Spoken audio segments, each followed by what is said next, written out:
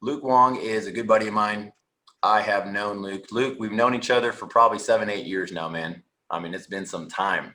Yeah, time flies. No. Some time. And so we've been together, or we've done stuff together and been connecting with each other for years. And now Luke is doing a lot of other things that I'm interested, that I really am excited about. That's why I wanted to bring him on, because I think that he's going to be bringing value to this group and to those who see it online. Just some of the cool things that he's doing personally, and to make a pivot, to make an adjustment, along with taking the skills that he took with before, or that he gained before, and that he is applying it to different types of deals and structures and stuff like that. So Luke, thank you so much, dude. I appreciate you. You're doing some awesome things right now. You're the man. You got a clubhouse, you got a lot of other cool stuff going on. So why don't you just kind of let us know who you are, what you're doing, a little bit of your story, and so we get an idea of where you're coming from. Sure. Thanks for having me, Gabe. It's great to be on here, and yeah, I can't believe we've known each other that long. Time flies. But also, I wanted to give a shout out to the vendors that had spoke. It's like people were saying, it's a small world. I mean, like real property management. When I was transitioning homes, I had to rent for about a year, and they were actually the management company that managed that property, and they did a really good job. Wow, cool. Quest, I've used them many times. They have my money, and I've invested a couple different projects going through Quest as my servicer, and met Kurt again, one of my first passive investments with a Pinnacle Group, which is a storage company also that buys storages, and the Real Estate IQ. I've used them also. So you got great sponsors here. So I'll tell you a little bit about myself. So Luke Wong here, came to Houston in 2001, and I started. I worked with my uncle, who was still doing land development in subdivisions, and I was in the land acquisitions, looking for the properties to acquire, several hundred acres at a time, and he will go ahead and get all the utilities in, and the municipalities straight, and do all the due diligence, and then sell it to the builders.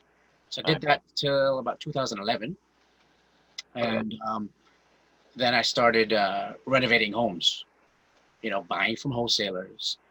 Right. Started with the smaller homes, 100 or a little bit below 100, and then started doing more expensive homes, and where I lived at the time was in Ireland. So at that time, everything was really good. The market was hot till about 2015. I mean, you would buy something for 200, put 100 into it, and gross 100. And I didn't really have to travel far because that area was really doing well. Right. Comes 2015, and the market softened because of the oil. So that slowed down. Then we had like 3 floods, and I got sick. I had health issues with black mold. So that put me down, and my dad passed. So when I came back to everything in 2017, I was trying to figure out where the best market was and what to do. The market had changed. 3 floods, that area was not the same. The market's not the same. So I started wholesaling. And, I had already had those skills because I did a lot of hunting the properties that I renovated on my own. So I did that, and I grew that company with a partner. And at the same time, I started looking into commercial real estate. And I knew I wanted to go in that direction. I didn't know which direction or which asset class. Right. So it was either I invested with an apartment complex in Dallas, and then also a shopping center here in Houston, and then a storage facility in Conroe. And that kind of gave me a taste of a little bit behind the scenes of what's going on in the commercial world, from a different kind of high level view. And right. it kind of opened up my eyes, but I knew I wanted to focus on one avenue. and then that was storage.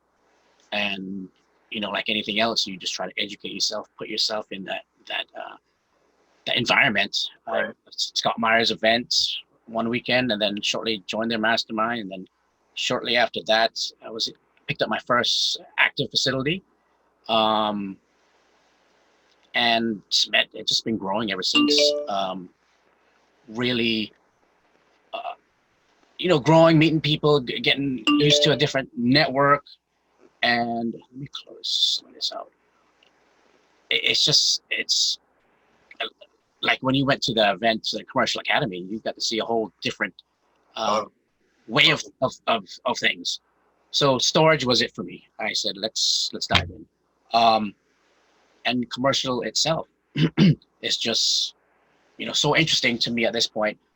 And I would say the facility I bought in October 2020, it was the same wholesaling techniques that I used. I mean, I sent the yellow letter out on a list that I had done. Wow. And, I had several people call, and this one actually worked out well. And there was a older couple that had wanted to retire. The facility's in Orange, Texas, and it's 135 units, climate controlled. They were open to owner financing. So yeah, I mean, it worked out well.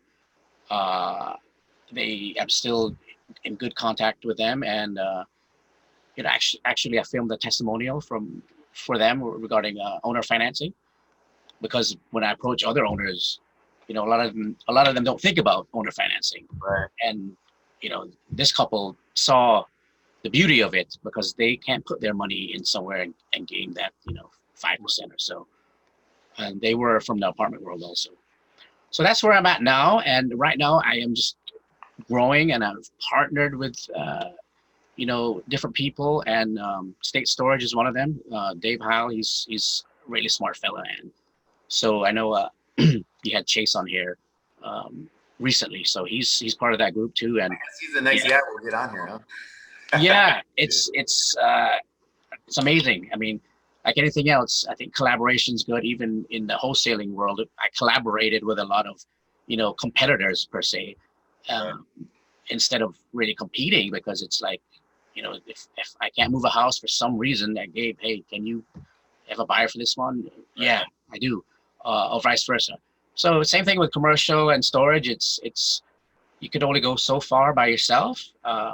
Whether it be just the manpower or your balance sheet, or whatever it may be. It's just whether you're going partnership route, syndication route, it's a team effort, really.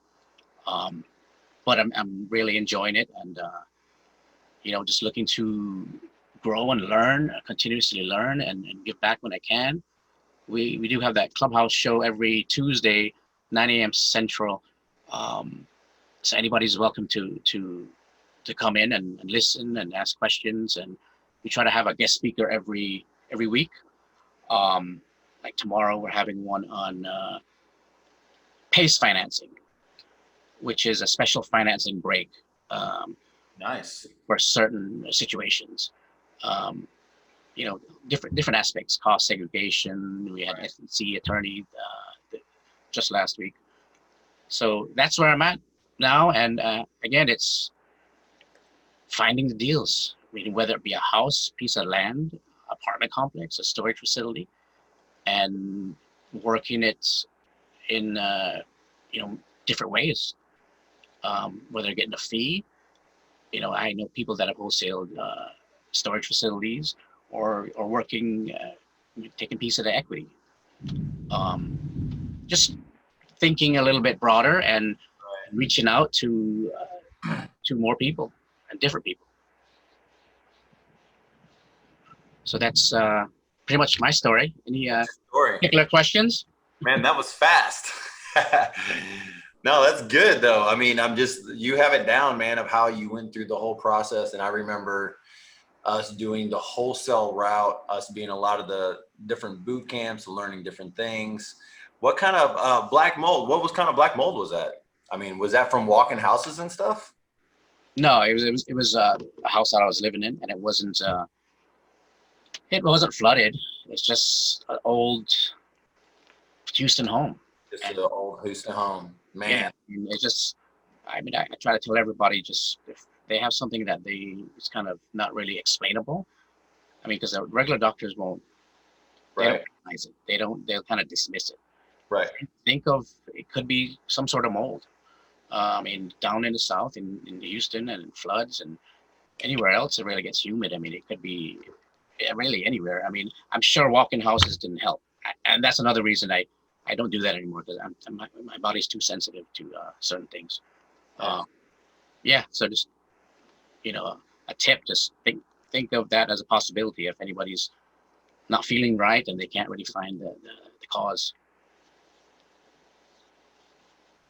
Yeah, that is, and I remember all that time with you because I just lost contact with you for a while, and then boom, you show up and you're like, hey man, by the way, I run another company, and you just Yeah. keep going. I love that part. We're gonna touch base on that because it's gonna take a little bit of grit and stuff for people to get through this next season and stuff they should already be working on now, and that's part of it, is just pushing through. Sure, and just one of my mottos is just keep on moving forward, because you never know, well, who you're gonna meet, who Right. you're gonna talk to. Um, A friend of ours, bro, yeah, he's making cold calls. And as he's doing cold calls, he's like, hey man, I just met a dude, and he'll probably share it somewhere in the world. I met a guy who has $90 million of assets. And now I'm talking with him about, this other stuff. He might offload a couple properties, all these other things. And it's just from making calls, man. I mean, you know someone, and then you talk to them a little bit, and you have these other things, and it's a cool thing, we just keep on plugging. yeah. I mean, it's like, what is it? Brett Daniels, talk to people, TTP. Yeah, Eh, TTP.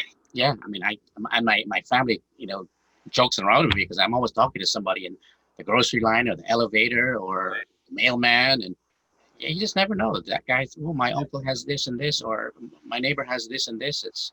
I mean, you've probably gotten deals, just wholesale deals, just by talking to different people. Absolutely, you keep the conversation going. So let me see if I could change this real quick. Is this on? Trying to change the Facebook view. So let's get into some of the nuts and bolts of what we're talking about. And basically, guys, if you don't know yet, you'll see in a bit. If you have questions for Luke, let me know. Just post it on here. We'll be happy to help him out, how he's doing a lot of these things. So we have just a slew of some questions here to get going, and then we'll go from there. But one of the things I was just going to ask is, how did you make the transition, or just the thought of doing the same model of wholesaling? You ran a wholesale company, flipping company, you did a lot of those things, and just changing that over. Was there a learning gap that took you 6 months, a year, 3 months, one day? I mean, how was that, and what did that look like? No, and it's still a learning process. So, yeah. I mean, the transition is, I mean, you still gotta, make a living day to day, because a lot of these commercial deals, some of them are big, but some of them take time, and then sometimes to me, it's like more long-term wealth planning. So, I mean, I still do deals for short-term cash flow. But yeah, I mean, I don't know if I would put a time frame on it. I would say probably a good year, maybe, to like comfortably transition to, but still never give up everything to just do that solely until you reach a certain level. Right. And, I'm not there yet to just totally, sit back and passively, let these things run. And at the same time, I don't think I'll ever just lay down and retire and do nothing. So I think it's, and a lot of these people that own storage facilities have careers. Some of them, they've had enough where that's the only thing they can do. But a lot of them are, full-time engineers, full-time. I met a pilot. Everybody has, different full-time careers while running these storage facilities or even commercial. So that's kind of the beauty of it, is because um, you're not usually having to have a lot of time involved in the day-to-day management Yeah. at a certain point if you set it up right. Right. Um, Either you set up the automations or you hire third-party management. So uh, you can do both, and it probably is good to actually do both, especially if you have a job you enjoy, like an engineer. I mean, I know some engineers that they get to work from home and they're on their own schedule and they're still making good money, so they're bankable Right. and they love what they do. It's not like they're like, and the benefits they're getting for health insurance and so forth. It's so um, I would say, you know, a year if you want to have to put a time frame on it. Yeah. Yeah, that's good. Okay, so go into strategies of what you're doing. If you want to share all, you don't have to share all of it, but just what did you see? And you said, you know what, I could do the same exact thing. And that's what kind of, we got the conversation of saying, hey, you want to hop on and just talk about how to do bigger deals. We know how to do, if you're on here and you've seen us or you've worked with me before or something, you've done a normal transaction, maybe a flip or a rental property, wholesale deal. What about the stuff that's bigger? All right. The bigger stuff. So repeat that question again. I'm sorry, my As far as some of the best strategies that you're saying for acquiring these bigger properties, or just maybe selling some of these bigger properties, or partnering with others on the business property, how are you acquiring these bigger properties, or what did you do to grab the same strategies? What and just a little bit more detail of what kind of strategy were you looking at? So when I decided that, okay, storage is what I want to dive into and focus on. The asset class. Yes. So I started kind of narrowing it down, trying to narrow it down where I want to go, how much I can afford by myself, because I wanted to actually do one on my own, because I proved to myself that it can be done with me without really risking anybody else's Right. capital or whatever it may be. So, and then I got a list, just like, the wholesalers get residential, and I started just using those techniques and mailing and texting, and mailing still has, I think still works the best. Um, and just following up. I mean, I still have feelers out there right now that I'm following up with people, because some of these are not quick transactions because they're Right. bigger. And, I think when I first spoke to the lady, um, the one I bought in Orange, is probably 6 months before we closed. Yeah. Uh, so, that's the way I narrowed in. But now, when you get a little bit more experience, you have a bigger network of people, you have, you can look at bigger stuff, because now you're not flying solo. Right. You got other people that say, well, I can help you with this part, or I got this and this, and then you are able to look at a lot broader. Just like I'm focusing on buying existing facilities that can have room to expand, like Okay. 40,000 square feet, and double it into like 80,000 square feet. Okay. But at the same time, now I know the right people is, if I see a piece of property, empty land, I know who to go to now and say, hey, you want to partner, or how can we work this out, because it's prime for storage. I have never done a ground up Right. yet, or a conversion. Now I can say, hey, this is possibly good for conversion. Right. I've never done a conversion, but I knew who to go to. Right. So then it just opens up your eyes, continuously network. And, I always try to do my best job with people, and with integrity, and, give when I can give and share.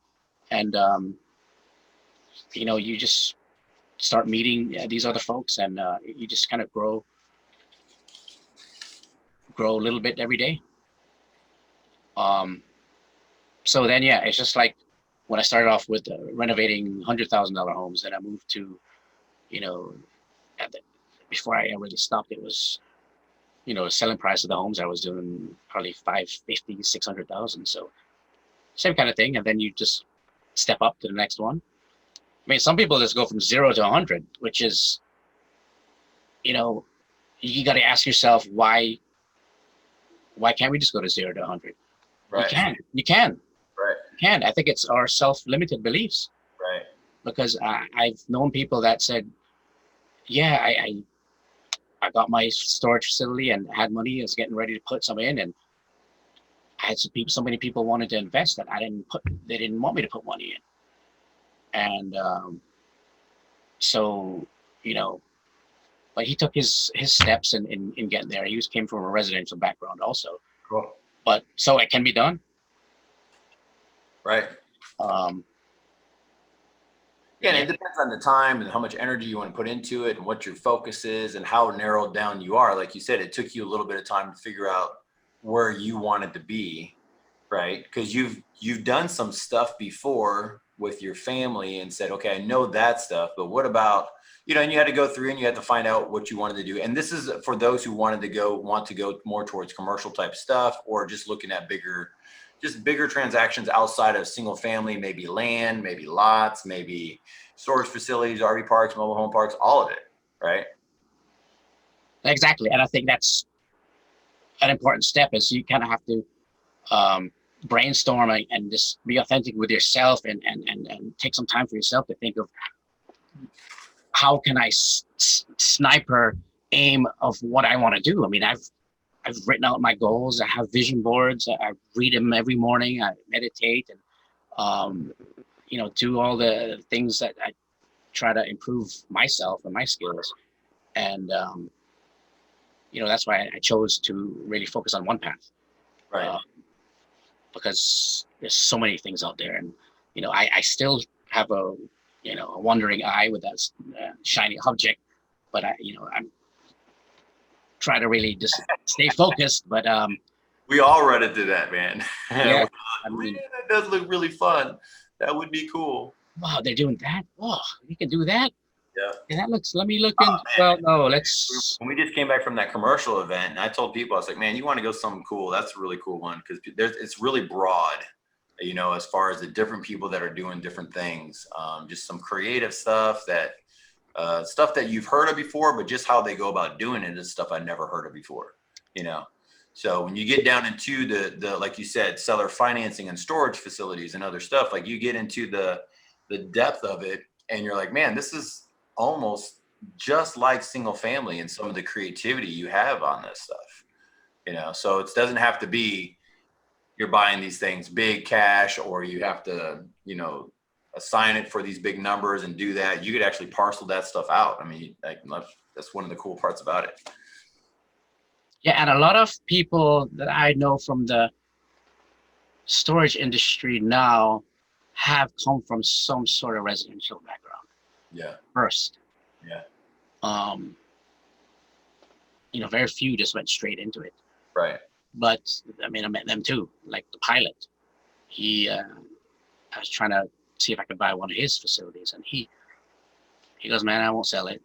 It's too good of cash flow, and I just still fly. He's like a private pilot for somebody. Yeah. But yeah, he just went into it. I don't think he did. He didn't mention anything about doing residential before. But yeah, I mean, a lot of times it's the residential that a stepping stone to commercial. Hey man, I got one question for somebody. And by the way, guys, if you have questions for Luke, let me know and I'll be happy to ask them. Alonzo was asking, Alonzo, what's up? Oh, by the way, guys, Mark, thanks a lot for sharing. Thanks a lot, Kevin, for sharing. Kevin, what's up? I know a couple people were just saying what's up on here. Cody, our boy Cody, was saying what's up. So Alonzo, so he was basically asking as far as like how he's specifically talking about storage units, which is right up your alley. How are you assessing these things whenever it's going? Are you going off of market cap? Are you going off of traffic? Storage facilities, are they similar to like laundromats? To me, I think it's a huge question, because I've been looking into storage facilities and I'm like, okay, you got to look at, you're doing more digging than just what's the comps, right? So Yeah. So, I mean, everybody's going to be a little different. The most important thing to me is so I want a facility. Again, I'm not competing with public storage or any of those big boys. So I'm like in secondary, tertiary markets. So I'm looking for something that has the ideal. That let's say the ideal candidate would be a mom and pop that owns it for 15 years. It's 40,000 square feet, and it is they have room. They have another 3-4 acres that we can expand on. right, They ran their facility well, but they didn't at not like very tip top optimal um, level. right, A lot of them are just very comfortable with, okay, I'm at 85%, I'm making this much money, it covers everything, I don't have to do much, and I right, get to travel. They're fine. right, So then you can come in, you can automate things, you can get tighter on your pricing and right, your procedures, spruce up the place, and then I expand. Um, so I mean, right now a lot of the industry is hot. Commercial real estate storage. I mean, some of them are selling at below 5 cap, which is high. I mean, I'm if I can get it, it's I'll shoot for like an 8 to 10 cap. right, Um, but so that's I mean the traffic counts have to be decent. You got to assess the competition. right, Different things that you look at for like supply index. You know, some people say 7 square supply index, 7 cubic feet or whatever it may be per person um, in the surrounding area. But sometimes there's areas that don't even run by those metrics. right, Like some of the feasibility study people are going to probably take that out of their study because it sometimes just doesn't make sense, or you can't let that one metric hold you back because like let's say it should be a 7, and then if it's a 13, it's going to be you're supposed to be oversaturated, and you might watch out not build anymore over there. But then you go to a place like Orlando when it's 19 and everything's packed full to the wow, rim. So that metric is just thrown out the window. And again, if it's a lot of it's just a gut feeling, common sense. I mean, you want the medium income to be a certain amount, let's say 50,000 and up, traffic counts, um, the better visibility and traffic counts, the better, but again, possibly more expensive. The population of the city, 100,000, competition, you got to look at all those things. But right, if you also just go by, hey, would a storage facility work here? right, And put yourself in that shoes. Would I use it? Or you think there's a need for it? Do you think people would pay this kind of price for it? And and everybody's going to look at it totally different. right, Some people are just going to say, no, I just want to build, and I'll pay this much, and I'll make it work, right, because they're just getting in and out. Other right, people are like, man, I want to get small facilities. I want to be out here and kind of nowhere, and I'll get several of those. And but again, it's like anything else. You got to set your metric and kind of stay with your parameters. Just like when you're wholesaling, this is all I can offer. That's it. And follow up because yeah.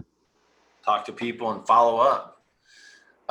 This is good because I mean, this even helps me because I went to that thing and I kind of talked to a couple people. I know you. I mean, I could call you up anytime and say, okay, what are we looking at in some of these type of properties?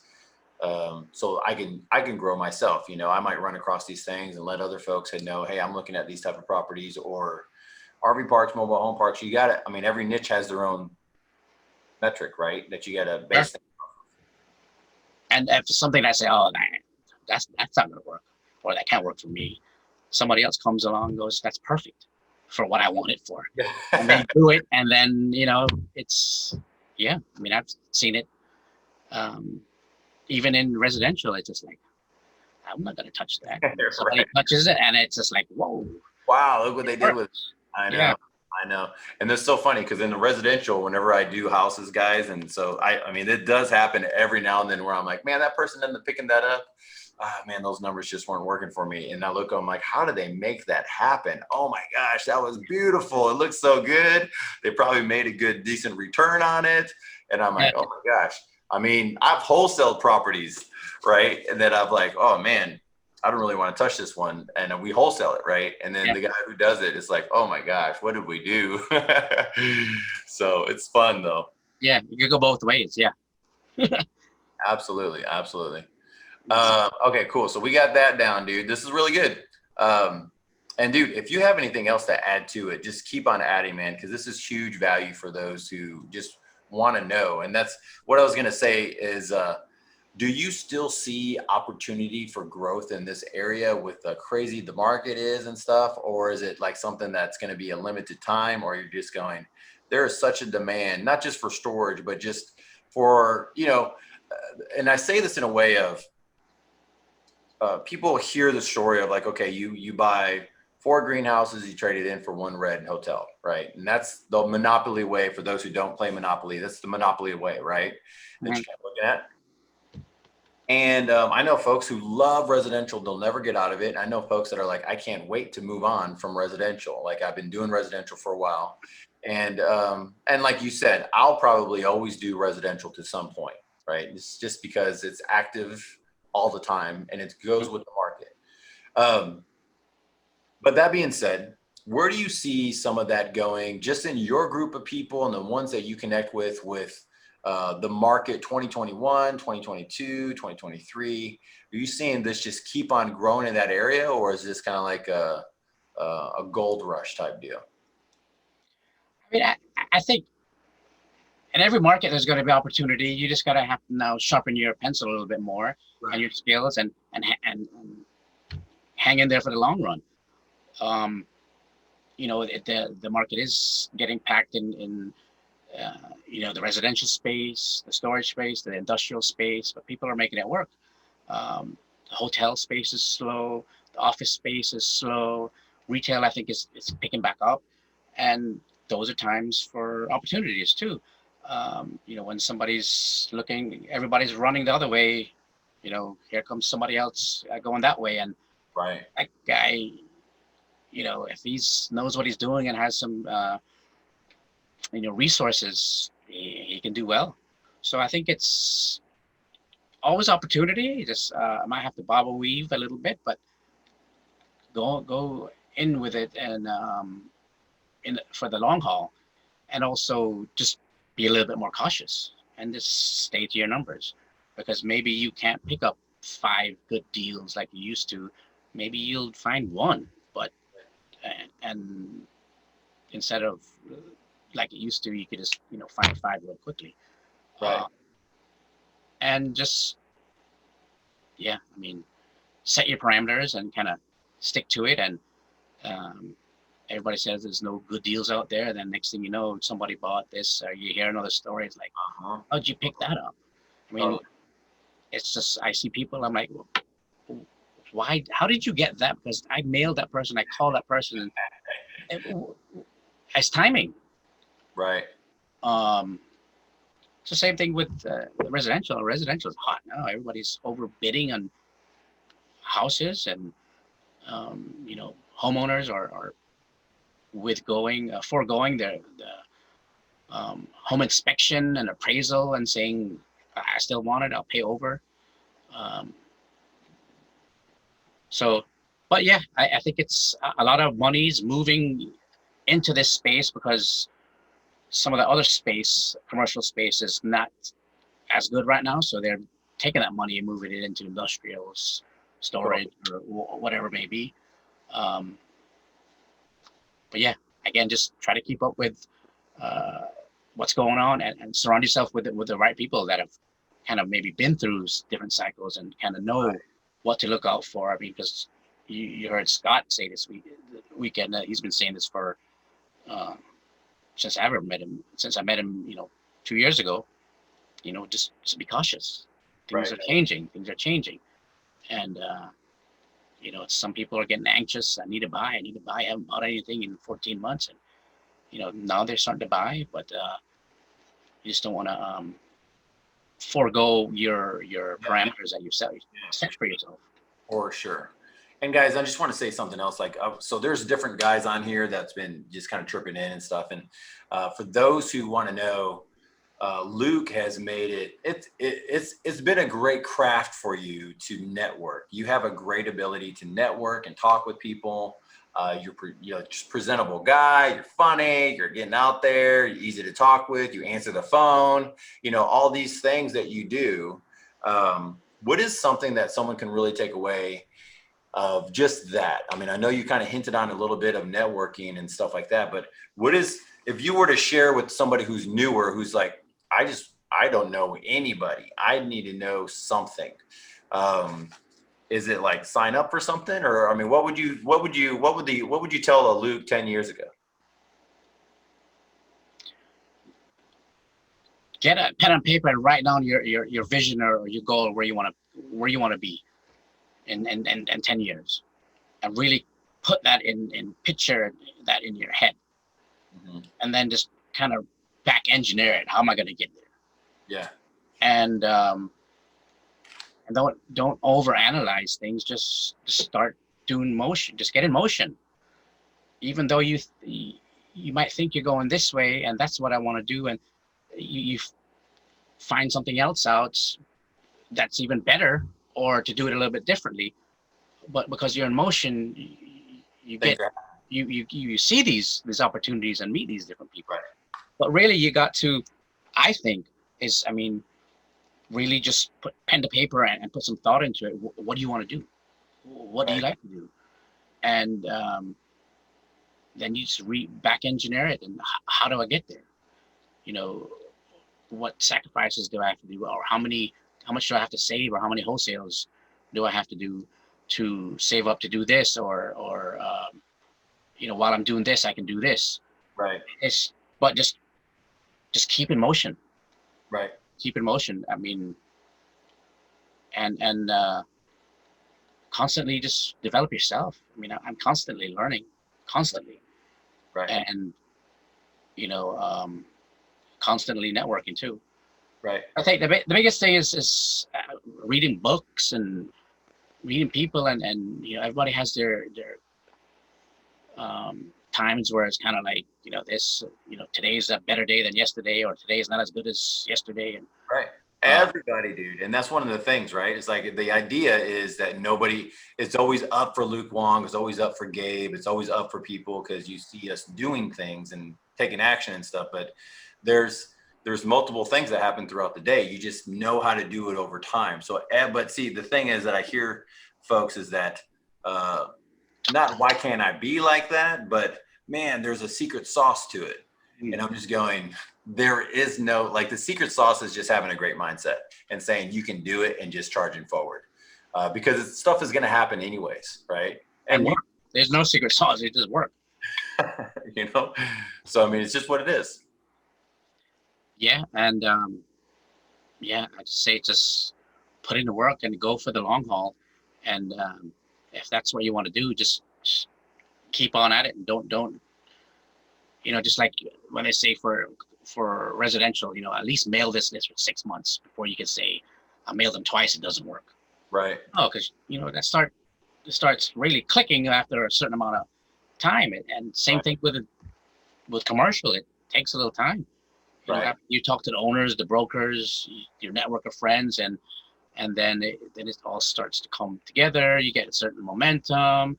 I mean, you see other people, just like you get inspired. You get help. It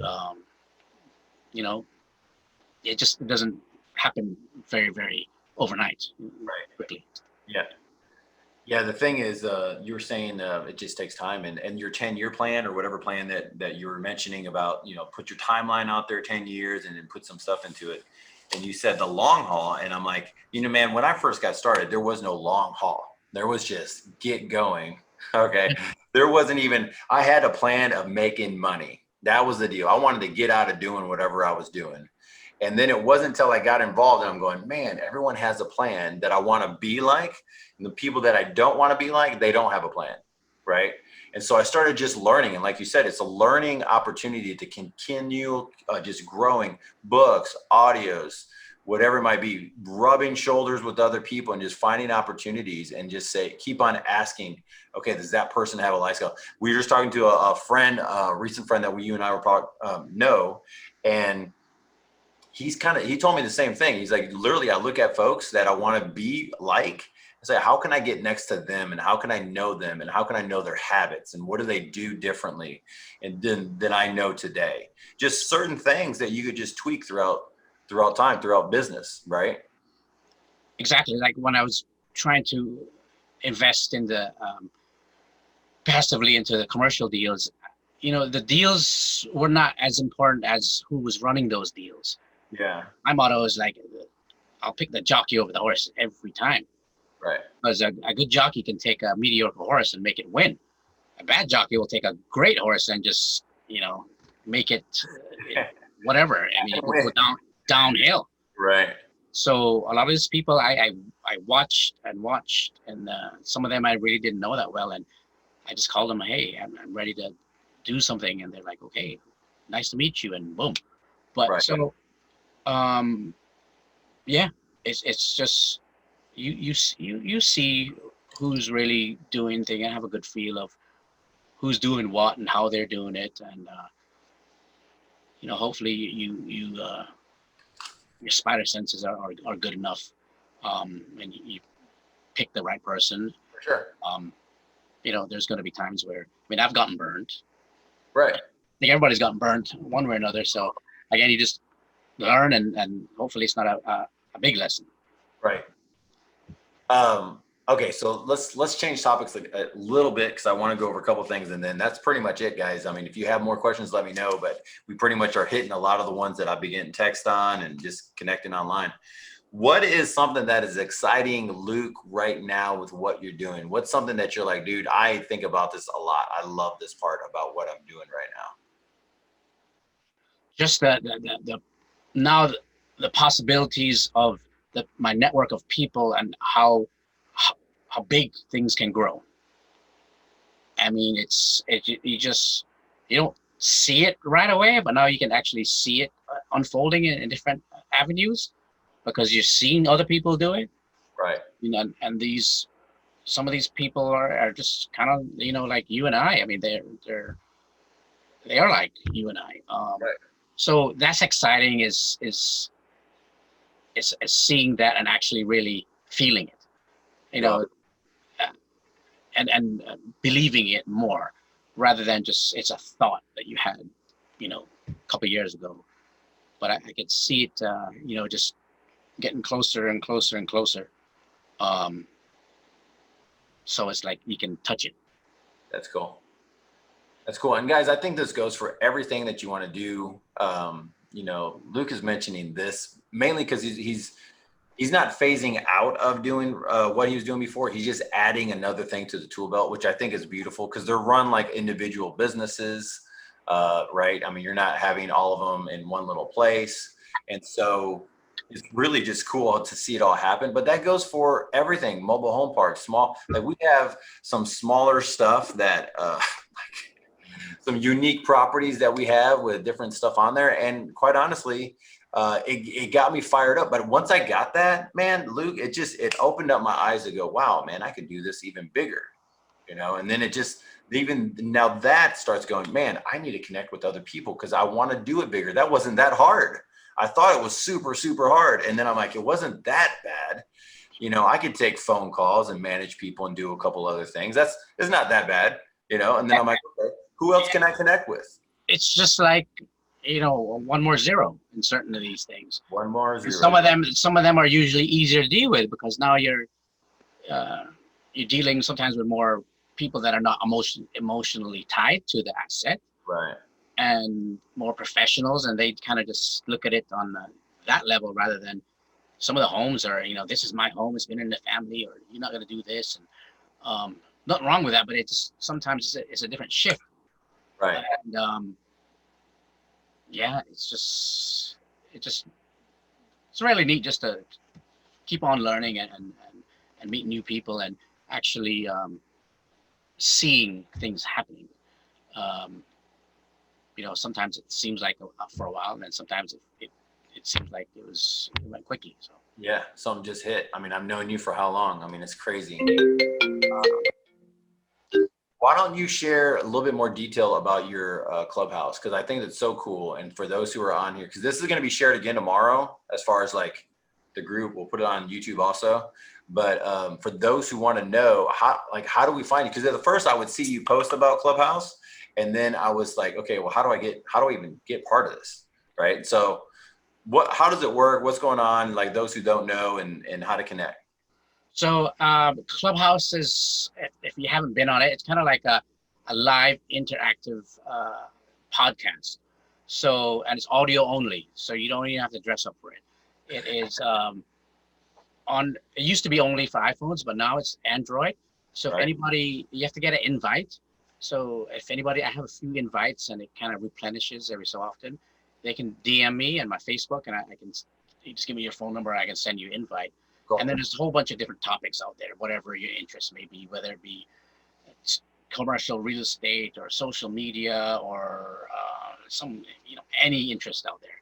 So we James Reed and I met him at Storage Mastermind. Got to know each other a little better. We started a few months ago. We thought it would be a good platform to get like-minded individuals in there and share experiences and learn from each other. And yeah, it's been really neat. I've met people that I would have never met otherwise, and we've been able to just share our experiences. And I'm learning all the time, because some of these, even when we have the co-hosts come in here, like the cost segregation, I learn more and more, because you only pick up a certain amount every time you hear something or read about something. Then we have an attorney on SEC and syndications. We've had a guy that worked for U-Haul. A lot of lenders are in there, tell you what they can do uh, on conversions. How they went about conversions.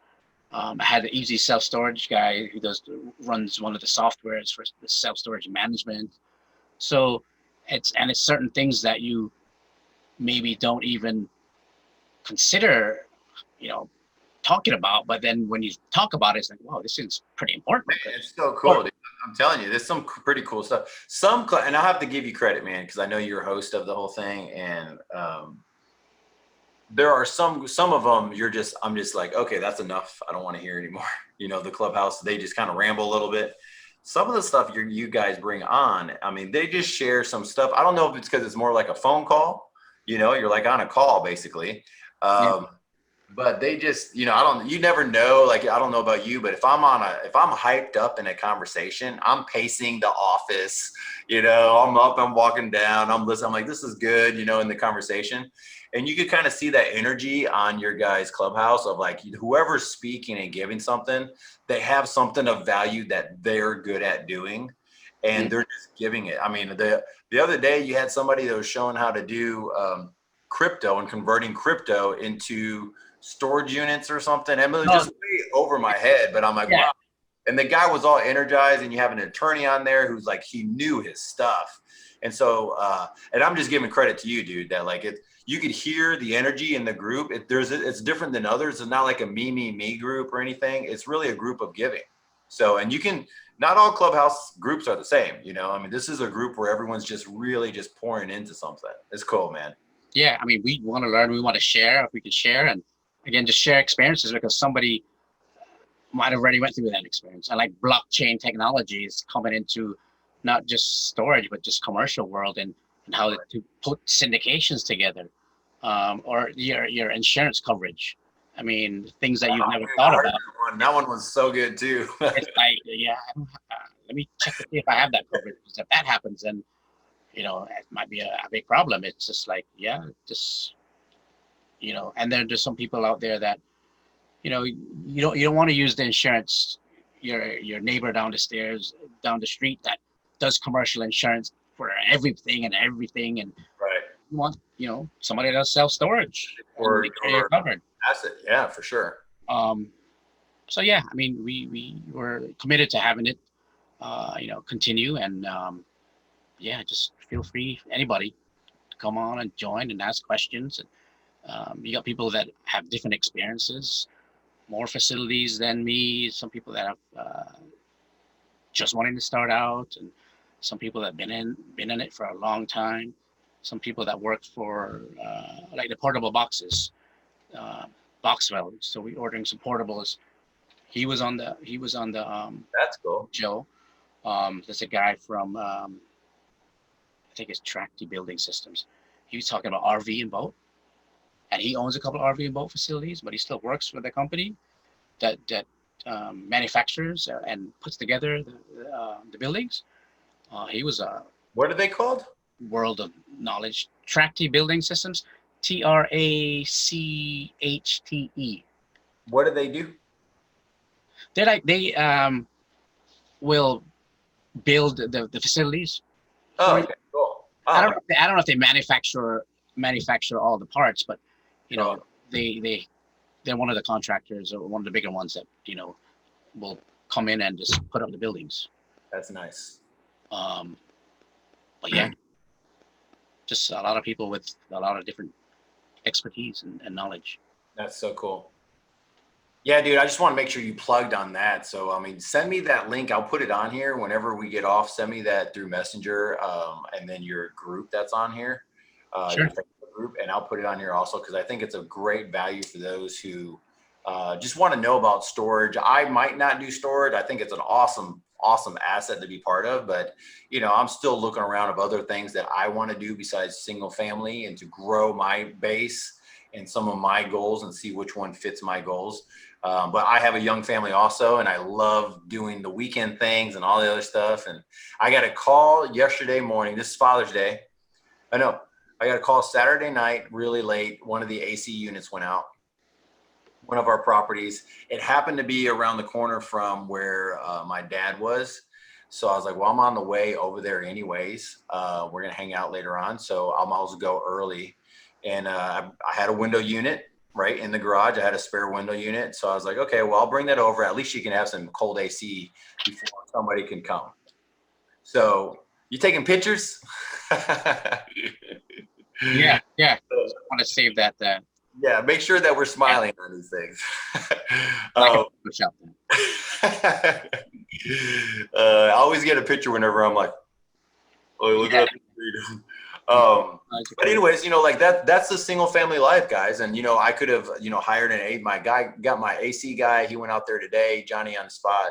Or I could have charged, whatever, $700, $800 to go out on a freaking Father's Day, and every AC person out there is like, I'm not going anywhere today, so I'm like, hey, that's the single family life though that you're going to be dealing with on those things. So anyways, it's just something to be thinking about, y'all. Why you build your business, you got to do some of the small stuff at the same time as you grow and figure out what asset class works for you.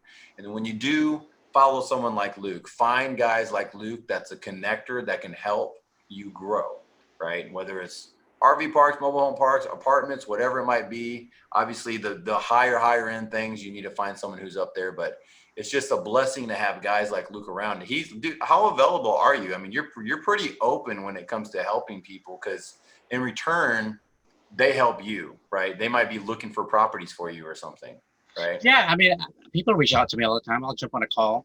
When I have time, it's usually I can fit it in, and if I can't, then we'll do maybe a short call, or I'll kind of text back and forth. And if there's something particular, I can kind of say, hey, this is where you might find it. So yeah, again, it's just you never know who you're gonna talk to and what they can bring or what you can give. It just you know what goes around comes around, and so yeah, I mean, if I can help in any way, just reach out to me. And if for some reason I miss it because I get like emails, I'll get so many emails. I miss emails probably a few times a week. That's I'm like, what? I never saw that email. And then they go, yeah, on this time at this day, and then okay, there it is. So, Right. so if you don't hear from me the first time, just hit me back up. Say that again. Yeah, just like everything else, follow up because Yeah. For real. Dude, that's it, dude. I really appreciate your time tonight and just pouring into this and just giving all of this. This is good content. This is enough stuff for people to go, okay, I think this is something that I want to go do, right?